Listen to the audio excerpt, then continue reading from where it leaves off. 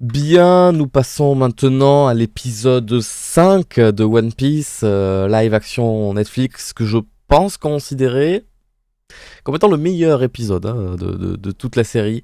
Il démarre trop bien, tout l'épisode est trop bien, juste t'es à fond dedans, tout est trop beau, t'as envie de t'arrêter sur chaque image pour tout regarder, parce que c'est l'épisode consacré au Baratie, donc trop bien.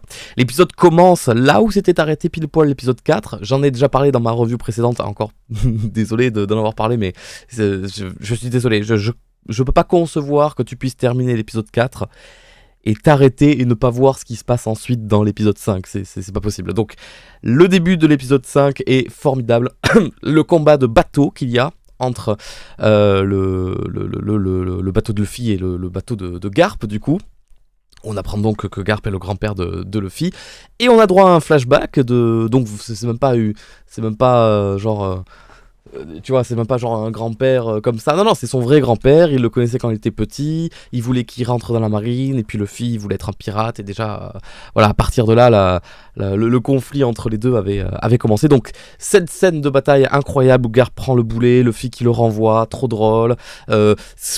Ils sont tous des bras cassés. Usopp qui sait pas utiliser un canon, mais qui fait croire que c'est pas le bon modèle, je sais pas quoi. Zoro qui est évidemment perdu géographiquement, qui sait pas où est la gauche, la droite. Nami la reine qui dit quoi faire à tout le monde et tout. Et c'est vraiment la seule qui a les pieds sur terre et qui comprend que ah ouais, là il y a un gros souci dans l'équipage. Et d'ailleurs elle en reparlera plus tard quand ils seront attablés au Baratie, qu'elle explique que c'est une catastrophe la gestion qu'ils ont du bateau. Et donc la scène de la bataille est formidable.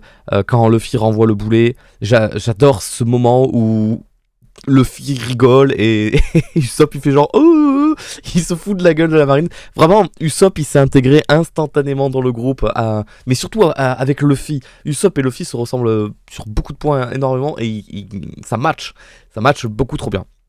Donc, l'équipage arrive au Baratie ou au Baratier. Moi j'ai tendance à dire Baratie, mais des fois dans l'épisode ils disent Baratie, je sais jamais trop. Incroyable.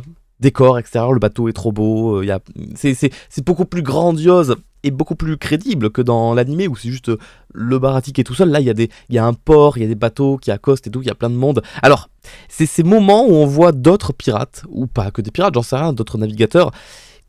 Tous les figurants, ils sont tous ternes, ils sont tous habillés en marron, noir ou gris, ils ont tous les cheveux bruns, et c'est peut-être un des reproches, d'accord, avec des énormes guillemets, que je peux faire à la série, c'est que One Piece c'est un monde très extravagant, farfelu visuellement sur ses personnages, hein. La preuve étant que dans l'équipage, Nami elle est rousse, Sanji il est blond, Zoro il a les cheveux verts, tu vois. Et après quand on voit, et c'est exactement ce qu'on voyait aussi au tout premier épisode dès le début avec l'exécution de Gold Roger dans la foule, tout le monde est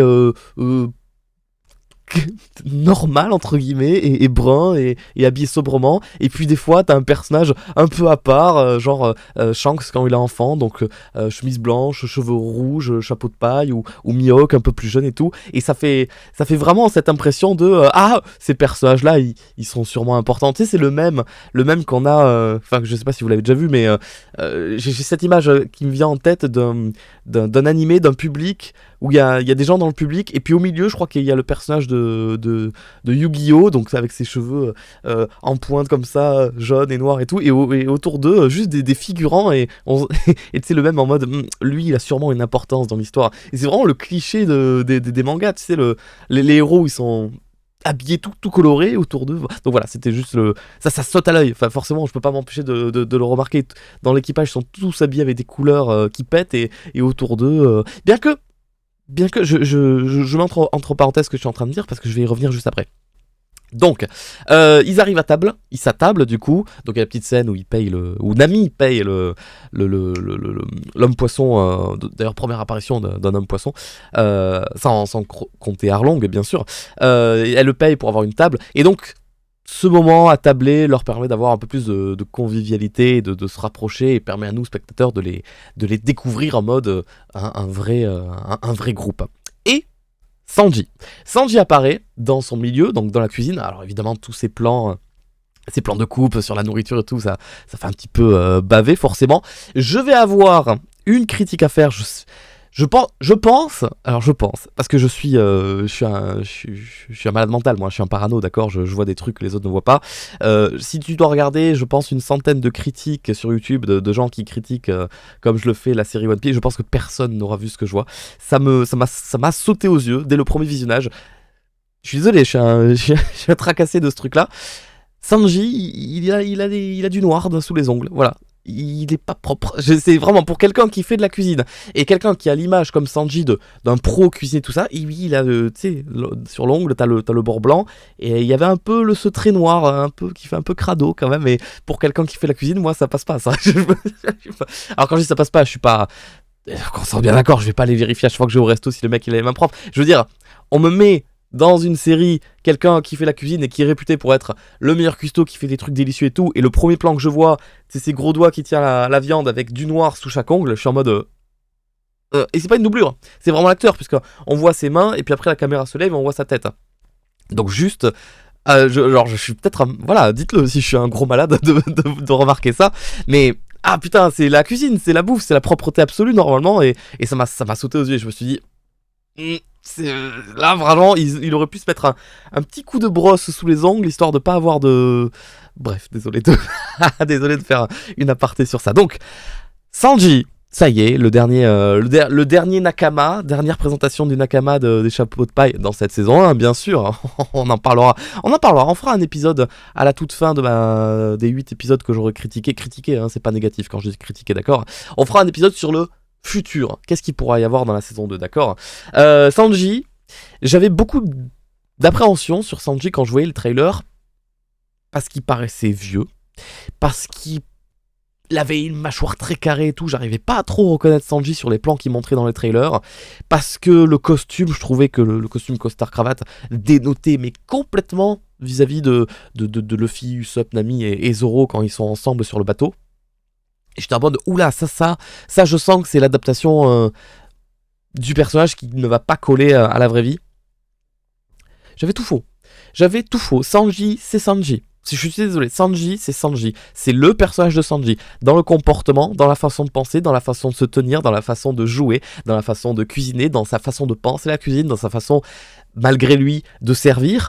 C'est tellement Sanji. Je suis choqué que chaque perso soit aussi fidèle au personnage du manga et au personnage de l'anime. Sanji, c'est terriblement Sanji. Ça lui va trop bien, il a la gueule, il a le charisme, putain, ils sont tous beaux gosses et belles gosses dans cette série, c'est incroyable.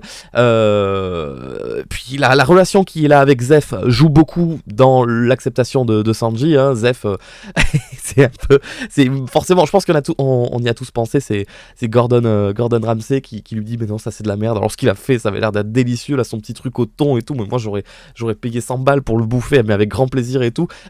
Trop content que Luffy le bouffe pendant qu'il fait la vaisselle après. Donc ouais, la relation Zeph-Sanji, qu'on approfondira dans l'épisode suivant, bien sûr, permet d'introduire bien plus facilement Sanji. Et puis, il y a tout toute l'atmosphère de cet épisode qui tourne autour de la bouffe, de la cuisine. C'est tellement rafraîchissant comparé aux épisodes précédents. Chaque épisode a son atmosphère comme ça. Tu vois, il y avait l'épisode avec Baggy, donc les clowns et tout ça, puis Usopp sur l'île et tout. Et là, vraiment, cette ambiance restauration, serveur... ils arrivent trop. À chaque épisode, c'est un lieu, une ambiance, et ça marche trop bien. Sanji, donc, qui sort de la cuisine, qui devient serveur, qui va rencontrer des pirates qui sont en train de s'engueuler. Et là, je rouvre la parenthèse que j'avais entrefermée tout à l'heure. Un des deux pirates a les cheveux roses.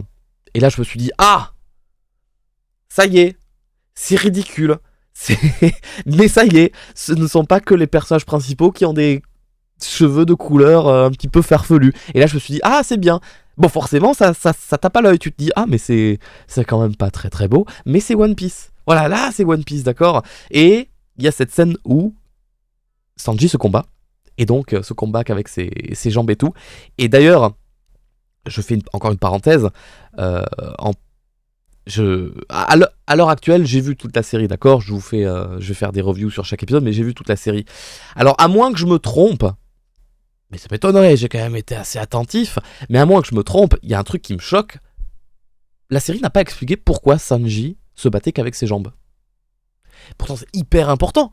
Et Alors, vous me le dites si je me trompe. Alors, si je me trompe et qu'il y en a déjà 3 qui l'ont dit dans les commentaires que je me suis trompé, pas besoin d'être 120 000 dans les commentaires à me dire ah oui, effectivement, tu t'es trompé, il le dit à tel endroit. Mais je suis quasiment sûr qu'il en parle pas. Sanji ne se bat qu'avec ses pieds parce que ses mains sont réservées pour la cuisine. Il ne peut utiliser que ses mains que pour faire de la cuisine et il refuse de salir ses mains au combat et tout. Et ça donne un charme immense au personnage qui s'handicape lui-même à se combattre qu'avec les pieds et lui donne un style de combat qui lui est propre. Et en plus de ça aussi, il s'inspire de Zeph, mais ça on le verra dans l'épisode suivant, qui Zeph aussi ne se combattait qu'avec ses pieds, Zeph au pied rouge. Mais ouais, putain, c'est hyper essentiel au personnage de Sanji, cette explication-là. Je suis vraiment très très surpris qu'il n'ait pas abordé. Oubli. Je peux pas croire que ce soit un oubli. Est-ce que c'est volontaire? Mais pourtant, ça fait partie de la présentation du personnage. Non, vraiment, là, je suis en grosse interrogation. Je comprends pas. Donc, pour revenir à ce combat où Sanji remet à sa place les 2 clients pirates, et bien là aussi, j'avais peur que ce soit ridicule. Autant que Zoro ce soit ridicule d'avoir un sabre dans la bouche, et ben la série m'a fait comprendre que non, en fait, c'est hyper stylé. J'avais peur que les combats de Sanji uniquement au coup de pied, ça soit un peu ridicule. Pas ridicule, mais que ce soit en décalage bien plus visuel que dans l'animé, comparé à Luffy qui a des pouvoirs de dingue et tout. Et en fait, non. Et en fait, c'est génial. Et en fait, c'est trop bien. Et en fait, mais les chorégraphies de combat, que ce soit Zoro ou Sanji, c'est pépite. C'est du délice. C'est du bonbon pour les yeux. Je me régale et j'acclame.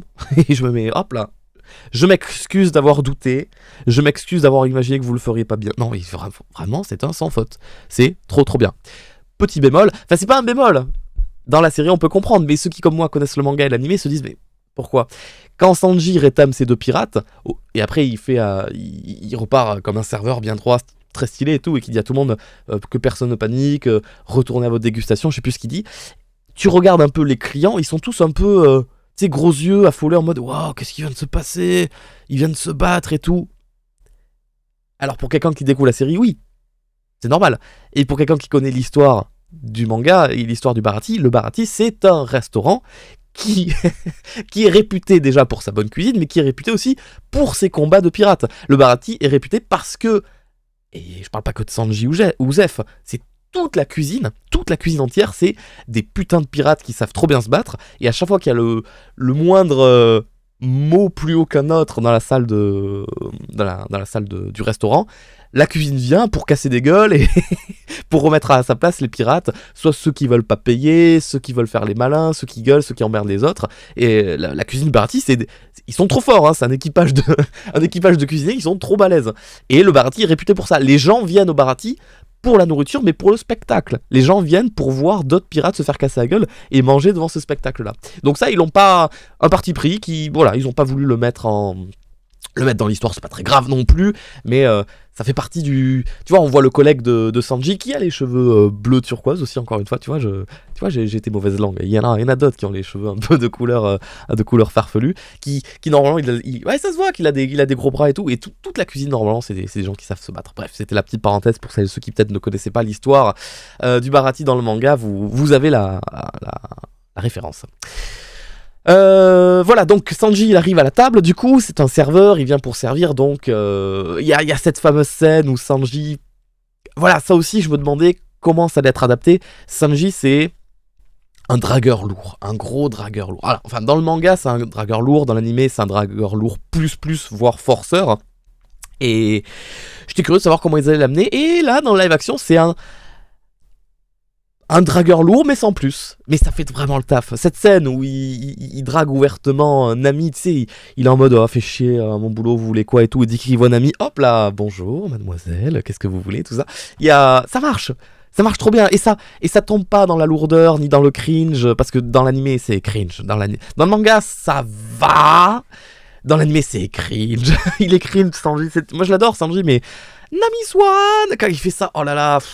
C'est un running gag, je veux bien comprendre que c'est pour la blague récurrente et tout, mais ok, j'ai l'impression qu'il sera... Alors attends, permettez-moi le mot, plus respecté, d'accord? Il aura son image sera plus valorisée dans le live action, quoique on verra bien la saison 2. Mais il y a... Respecté encore que, tu vois, il y a une scène à la toute fin de l'épisode 8 que j'aborderai quand je ferai ma critique de l'épisode 8 qui me fait dire... il est pas respecté, et à la fois si, enfin ils l'ont bien cerné, et ils savent ce qu'ils font du personnage de Sanji et son comportement, donc on en reparlera pour l'épisode 8. Donc voilà. Sanji et Nami, puis après il s'en va, donc la réaction des autres en mode bah alors Nami elle a une amoureuse et tout, et ils rigolent ensemble, ils rigolent pas que de Nami, ils rigolent ensemble, ils rigolent de Sanji, et ça les fait se rapprocher, et là c'est une scène où ça fait du bien, on les voit rire, on voit Zoro rire, j'aime bien préciser chaque fois que Zoro rigole, bien que Zoro il avait des réactions un peu... tu vois la réaction qu'il a eue en mode oui mademoiselle, est-ce que vous voulez de l'eau, là. J'aurais pas vu Zoro faire ça, j'aurais vu Luffy ou Usopp faire ça. Zoro je le vois plus pas réagir comme ça, donc j'aime bien aussi cette relation qu'a Zoro, ce comportement, j'aime beaucoup. C'est une réinterprétation du personnage, mais j'apprécie beaucoup. Bon, mettons tout ça en pause, maintenant on va du côté de la marine. On a Garp donc, qui va appeler Mihawk. Excusez-moi, est-ce qu'on peut faire juste une pause, prendre du recul, et est-ce qu'on peut parler de l'introduction de Mihawk dans le live action One Piece, à quel point c'est hyper badass, cette scène sur la plage où il y a des explosions partout, les mouvements de caméra, il détruit des mecs avec ses épées, il va détruire un énorme bateau avec un coup d'épée à je sais pas combien de mètres de lui, mais ok, bravo, parce que Mihawk c'est vraiment l'un des personnages les plus respectés et respectables de One Piece. Il a une aura, il a un charisme, c'est peut-être le perso le plus classe, tu vois, de tout One Piece. Je pense, enfin, je te le dis comme ça de tête, mais de ce que je me rappelle, c'est le perso le plus, tu vois, il est parfait, tu vois, il est parfait, propre sur lui-même, et son introduction est parfaite, et surtout à son image. Il a du style, ses vêtements, ça fait pas trop cosplay que ça, et encore que les lentilles, il faut quand même, ces lentilles jaunes avec tu vois, les pupilles, les rangs, faut 2-3 regards histoire de s'y habituer, après tu oublies et tu l'acceptes totalement, et non, putain, c'est génial. Ah, cette scène, j'étais en mode waouh, mais qu'est-ce que je suis en train de regarder? Ça y est, ok, tout le budget de la série il est passé dans cette scène-là, c'est très bien, c'était très bien fait. Et donc, ils se combattent donc, contre Don Krieg, nouveau parti pris de la série, Don Krieg qu'on voit pendant 4 secondes, alors que dans le manga, il est là beaucoup plus longtemps, il vient au Baratie, Luffy le combat, j'adore le combat de Luffy contre Don Krieg, j'adore comment se termine le combat, je vais pas le... Allez, dans le doute, je ne le spoil pas au cas où certains seraient curieux d'aller le voir en animé ou en manga, allez plutôt le voir dans le manga, parce que dans l'animé, de mon souvenir, c'est un peu censuré, je crois, il manque tout ce qui est le sang et tout ça, mais vraiment, dans le manga, c'est un putain de combat, et vraiment, c'est ce genre de combat qui rend Luffy plus fort et qui le pousse vers le haut, vraiment, donc ce combat est hyper intéressant. Et d'ailleurs, quand Don Krieg il est au sol et qu'on voit Mihawk au téléphone avec Garp, quand il est au sol, putain, c'est au bout du 4e visionnage que je remarque que derrière lui, il y a l'autre gars de son équipage avec plein de boucliers sur lui, tu sais, un gros bouclier là, sur les genoux, sur les bras et tout. Lui aussi il se combat contre Luffy ou Sanji, je sais plus si c'est lui qui fout le feu, je sais pas, c'était il y a longtemps que j'ai vu tout ça, mais il y a des petits détails comme ça que tu vois pas, mais en fait c'est tellement fidèle dans le lore de One Piece, et ça... Pour quelqu'un qui connaît l'histoire quasiment par cœur, ça fait trop plaisir. Ça fait vraiment trop plaisir. Donc Garp qui appelle Mihawk pour lui demander ses services pour s'occuper de Luffy, tout en faisant attention de ne pas le tuer, tout. Et Mihawk a sa curiosité qui a été attisée, et on le verra donc juste après. On revient au Baratie, donc ils sont en train de manger, ça a l'air trop bon ce qu'ils mangent, ils boivent un coup, donc forcément Zoro qui boit de l'alcool, Luffy qui dit vous voulez un dessert, Zoro qui fait non, j'ai tout ce qu'il me faut là-dedans. Zoro, j'adore ce que vous faites avec Zoro, c'est très bien, mais vous le respectez, c'est son personnage. Luffy qui boit du lait, alors parenthèse, Luffy qui boit du lait, pourquoi? Moi ça m'a surpris, pas surpris en mode what the fuck, j'étais en mode attends, il nous le montre boire du lait, pourquoi? S'il nous le montre, c'est qu'il y a une raison, pourquoi? Je me suis fait plusieurs idées à ce moment-là, soit parce que, la première qui m'est venue en tête c'est, Luffy c'est le héros de la série One Piece, va y avoir sûrement des gamins qui vont comment on dit, le voir, qui vont ah putain j'ai pas le mot, qui vont se voir à travers lui, tu vois, en mode, ils vont s'inspirer de lui, donc le faire boire de l'alcool, c'est peut-être pas ouf, on va le faire boire du lait. Et puis c'est mignon, puis ça va bien avec le côté, Luffy un peu enfantin, déconneur, il rigole, il saute partout. Et puis après, je me suis rappelé que, dans le manga, Luffy, il boit de la bière. À chaque banquet, Luffy, il boit de la bière, il est un peu pompette, toujours avec Usopp en train de chanter et tout, donc... Ok, pourquoi? Après, je me suis rappelé que y a tout ce running gag dans l'animé et le manga One Piece où quand Luffy il se fait frapper, il perd une dent, bon il boit du lait, pouf, sa dent elle repousse, tu vois. Donc je sais pas, c'est peut-être pour l'image de Luffy, ou c'est juste parce que ça collait bien on est encore qu'au début, on est encore qu'à l'épisode 5, ils font encore un peu instaurer la personnalité de chacun, tu vois. Par exemple Zoro, on a bien compris que voilà, il aimait bien l'alcool. Usopp, on sait pas trop s'il aime l'alcool, mais quand on lui dit voulez-vous une bière, donnez-moi en 2. Alors d'habitude j'en prends 3, mais bon là ça sera 2, tu vois. Ça sent le mec qui boit pas plus que ça, mais qui veut montrer qu'il... Tu vois, c'est le personnage de Usopp qui ment tout le temps et qui veut se faire paraître pour autre chose que ce qu'il n'est pas, tu vois. Donc ça passe. Ça passe très très bien. Alors, il y a cette scène marrante où Luffy, il signe la note qu'il veut une ardoise, où Zeph vient le chercher, il lui remet à sa place, il l'amène en cuisine pour faire la plonge. D'ailleurs, pendant qu'il y a... je suis désolé de capter ces détails-là, qui sont peut-être sans importance pour certains d'entre vous. Quand il y a Zeph qui est là à tabler et qui engueule Luffy en lui disant c'est pas comme ça la politique de la maison, en arrière-plan derrière Zeph, dans le flou, on voit des gens à tabler qui sont en train de manger, et on voit un pirate avec un bandeau sur l'œil. Et là, les vrais connaisseurs de One Piece, bah vous êtes comme moi, vous êtes en mode what the fuck. Parce que on n'a jamais vu jusqu'à maintenant, officiellement, de personnages avec de bandeaux sur l'œil, et on sait que Oda a toujours dit que vers la fin de son manga, de l'histoire, il introduirait un personnage qui a un bandeau sur l'œil. Le cliché des pirates qui ont un bandeau sur l'œil, tu vois. Donc c'est pour ça m'a surpris, je me suis dit, ah bon, d'accord, vous... Bon, voilà, c'est peut-être que Oda l'a pas vu, il a pas signalé qu'il fallait pas de perso comme ça, peut-être que c'est un easter egg justement, parce que je crois qu'au tout début du manga One Piece, au tout début, il y a un personnage qui a un bandeau sur l'œil, mais ça, c'était vraiment le début de One Piece où Oda il savait pas encore vraiment où est-ce qu'il allait, et ça n'avait pas autant d'importance encore jusqu'à maintenant, donc voilà, forcément je l'ai vu et je me suis dit oh what the fuck, un bandeau. Voilà, moi ça m'a perturbé. Donc Luffy fait la plonge en cuisine pour rembourser sa dette. Il devra faire la plonge pendant 1 an, mais c'est surtout l'occasion pour parler avec Sanji et apprendre à la découvrir un petit peu, apprendre son rêve. Donc il lui parle de All Blue, qui rêve de trouver ça. J'aime beaucoup le lore de One Piece qui s'intègre, mais de manière tellement fluide dans les dialogues et tout. Et puis il y a le pirate affamé qui arrive. Alors dans le manga il a une importance beaucoup plus grande, ce pirate affamé, puisqu'après il se combat contre eux et puis il culpabilise de se battre contre Sanji parce qu'il lui a offert à manger, tout ça. Et on comprend la philosophie de Sanji à partir de là.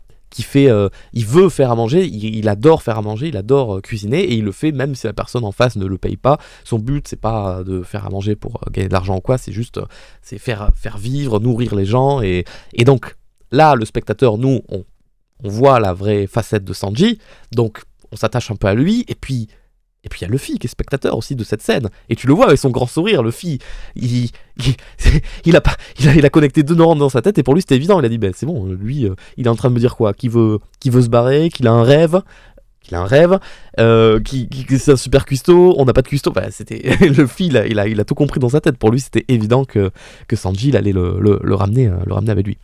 Et ce pirate donc affamé et qui mange met en garde Luffy par rapport à Grand Line. Ça y est, le fil rouge de toute la saison 1, c'est Grand Line, la carte pour aller à Grand Line, la suite de l'aventure Grand Line, le One Piece qui est sur Grand Line, tout ça.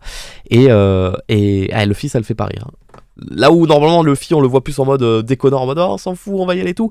Là, le pirate qui lui disait ouais, on était, je sais pas, 50 pirates hyper chauds, je suis le dernier en vie, tout ça.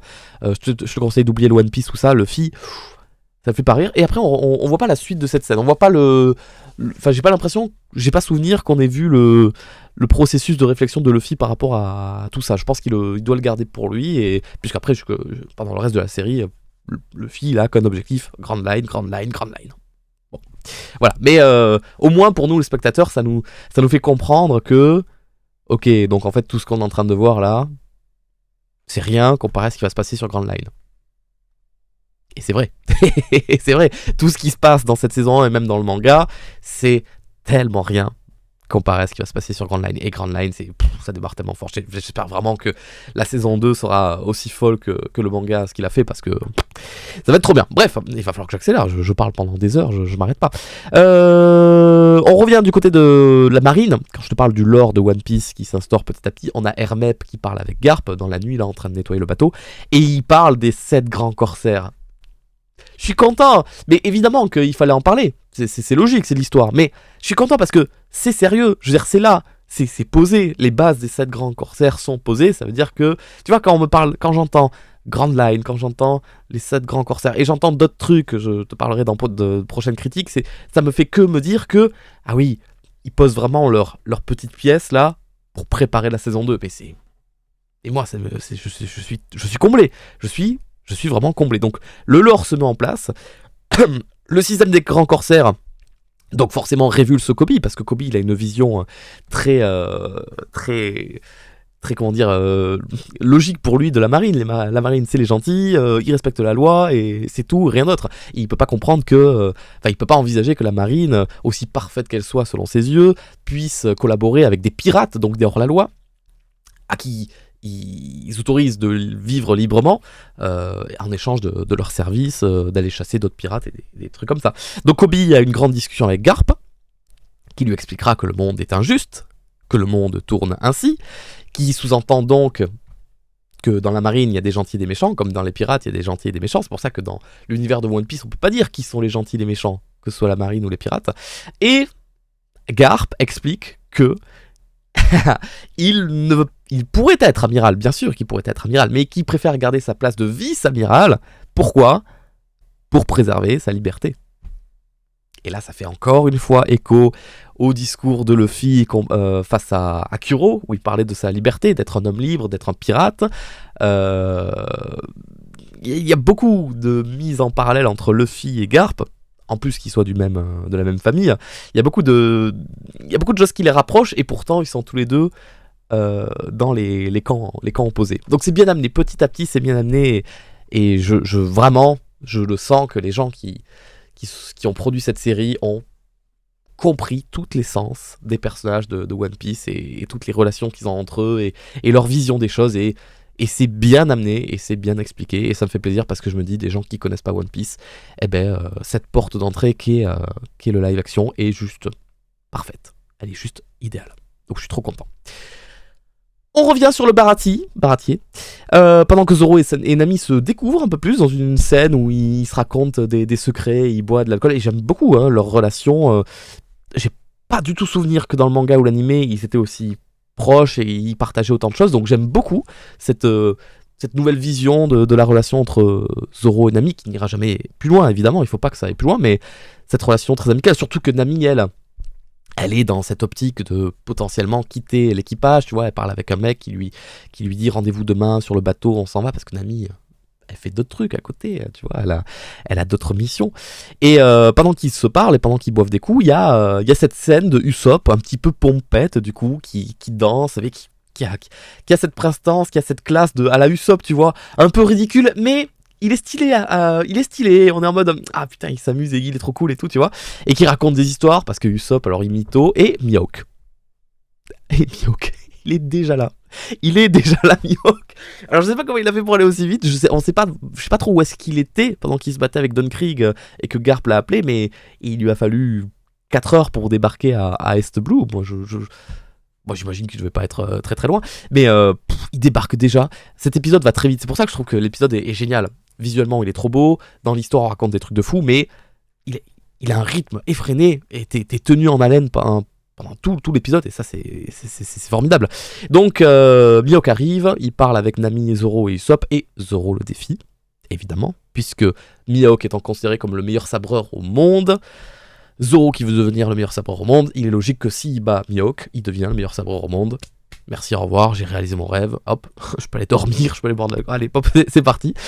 Et donc Nami, qui pourtant prévoit de quitter l'équipage, donc à ce moment-là a une vision un peu bizarre de l'équipage, elle les apprécie, elle aime beaucoup ces moments qui passent, mais elle sait qu'elle a des responsabilités, elle a une autre mission en arrière-plan, tu vois. Elle s'inquiète quand même pour Zoro, elle sait qu'il va se faire tuer, et elle essaye de faire comprendre à Luffy, mec, c'est toi le capitaine, là t'as des responsabilités, il faut que tu te bouges là, faut que tu prennes une décision. C'est génial, cette prise de conscience qu'on force à avoir à Luffy, alors que Luffy c'est vraiment le mec naïf en mode hey, on est des pirates, One Piece, let's go, le bateau, tout ça. Et là c'est le retour à la réalité. Mec, ton bras droit risque de mourir demain. Tu es capitaine, c'est à toi de lui dire n'y va pas. Je me rappelle pas si dans le manga ça ça y était, ou en tout cas c'était pas autant mis en avant parce que j'ai pas dû le remarquer. Et Luffy, il est partagé entre sa vision des choses. Évidemment, il veut pas que Zoro soit blessé et tout, mais pour Luffy, accomplir son rêve, quand je dis accomplir son rêve, je parle pas que de Luffy, je parle de tout le monde. Accomplir son rêve, c'est la chose la plus importante dans la vie. Et Zoro lui dit droit dans les yeux, moi, mon rêve, pour le réaliser, je dois battre cette personne. J'ai l'occasion de la battre, c'est un corsaire, on le croise pas comme ça facilement, c'est une star, tout ça. Je peux me battre contre lui demain, c'est mon rêve. Je veux y aller, je dois y aller, laisse-moi y aller, capitaine. Oui, Luffy, oui, mec, c'est ton rêve, t'as l'occasion de le réaliser, vas-y. Mais après, Luffy dira plus tard qu'il pensait pas que Zoro allait se prendre une telle raclée. Donc, voilà, premier vrai moment où Luffy comprend ses responsabilités de capitaine. Et là où Nami avait déjà abordé un peu ce sujet pendant qu'il mangeait, où il disait là c'est n'importe quoi, notre équipage, il n'y en a aucun qui est prêt à se battre en bateau, personne ne sait quoi faire. Donc Luffy a un gros travail. Je sais plus qui c'est qui lui dit à un moment donné, je sais même pas si c'est dans cet épisode, mais je crois que c'est Sanji qui lui dit être capitaine d'un navire, c'est le métier le plus dur au monde. Et ça, Luffy va devoir l'apprendre. On a donc mais je crois qu'on le voit dans l'épisode d'après. On a donc cette fameuse scène de combat entre Mihawk et Zoro. Que dire de plus ? Formidable, très bien, génial, j'ai adoré, c'était grandiose. Le petit caniche, tout ça, c'est trop bien. Le moment où Zoro tourne ses sabres, je savais que ça allait arriver parce que je me souvenais que dans l'animé je l'avais vu. Je me suis dit, est-ce que ça va faire un peu too much dans le live action et tout ? Et j'ai l'impression que, en fait, plus tu regardes les épisodes, plus la série t'amène dans ce monde, qui est le monde de One Piece, avec des super pouvoirs, avec des gens un peu extravagants physiquement, et t'es amené à accepter plus facilement des choses que si tu voyais dans une série plus sérieuse, terre à terre et fidèle à la réalité, la nôtre de réalité, tu dirais oula, mais c'est what the fuck, qu'est-ce qu'il fait ? Et donc là, le moment où il fait ça passe, parce que tu sais que c'est une série qui adapte un manga et tu te dis ouais, ça passe, ça aurait pu être beaucoup plus cringe, mais en fait ça passe. Bon, Zoro, il a ses sabres qui tombent. Bon là ça faisait très fait par ordinateur, ça m'a un peu piqué les yeux, mais c'est pas grave. Il a ses sabres qui tombent. Il a cette scène incroyable où il se retourne et il dit à Mihawk, vas-y, je sais plus ce qu'il dit, c'est une honte pour un sabreur d'avoir une cicatrice dans le dos, donc il se tourne et Mihawk il fait magnifique et tout. Mais c'est trop fort en émotion, c'est trop fort en écriture, c'est trop fort en mise en scène. Donc la blessure de Zoro, qui est pas si violente que ça, comparé au manga où il est ensanglanté de fou, il est au bord de la mort, là il a une petite cicatrice, il s'est fait couper au couteau, je me dis, ils auraient pu y aller un peu plus, tu vois, avec le sang et le gore, je pense, parce que dans le manga et l'animé, c'est beaucoup plus... T'as beaucoup plus de stress pour Zoro, là tu te dis vraiment, ah ouais, non mais là, le mec, il y passe, c'est impossible. Surtout que juste avant, tu vois qu'il découpe des bateaux comme ça, dans le manga, tu te dis vraiment, là, Zoro, c'est... Comment c'est terminé le gars, il est il est coupé en deux quoi le truc. Là dans la série c'est on va dire un petit peu plus gentil. Et donc il y a cette scène hyper importante où Zoro lève son sabre et dit qu'il à partir de maintenant ne perdra plus jamais un seul combat. En plus cette scène on l'a revue il y a pas si longtemps dans l'animé, elle a été refaite dans l'animé donc ça fait un peu écho entre animé et live action et ça fonctionne tellement bien. Mihawk s'en va, juste avant on demande quand même à Luffy c'est quoi son rêve, devenir roi des pirates. Il manque, c'est vrai qu'il manquait des petits rigolos dans ton genre et tout. Bon, je sais pas pourquoi il a dit ça Mihawk, parce que quand on sait tous les pirates qui les attendent sur Grand Line, des petits rigolos, enfin je veux dire, il y en a quand même des petits rigolos, et pas que des petits, tu vois. Mais voilà. Voilà, et l'épisode s'arrête là-dessus. J'avais envisagé de faire ma critique avec l'épisode 6, tout cumulé, mais je trouve que l'épisode 5 est tellement exceptionnel à lui tout seul. Je voulais faire une critique rien que sur lui. Et on verra la suite pour les prochaines critiques. Voilà. C'était l'épisode 5 de One Piece que je pense sincèrement être le meilleur, bien que celui qui arrive juste après est vraiment très très très très bien avec le flashback de Sanji. Mais on en reparlera. Voilà. C'est tout. À certainement demain ou après-demain pour la critique de l'épisode 6. Au revoir.